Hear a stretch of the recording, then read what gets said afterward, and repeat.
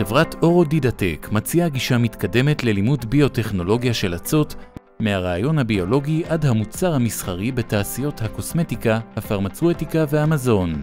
חברת אורודידטק פיתחה ביוריאקטור חדשני לגידול אצות במטרה להפיק מהן חומרים טבעיים ולקדם למידה חווייתית, מאתגרת ויצירתית, דרך פרויקטים מדעיים מחקריים.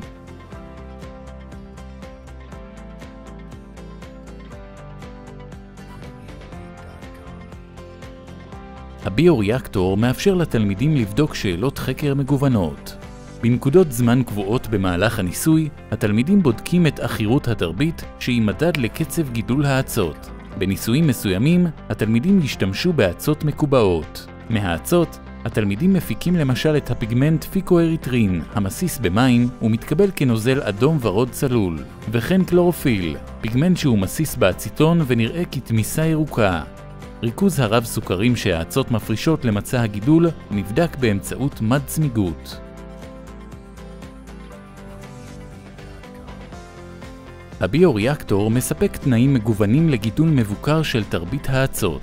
בעקבות זאת, התלמידים חווים גירוי אינטלקטואלי המוביל להבנת ההשפעה של התנאים על התהליכים המטאבוליים במהלך הגידול.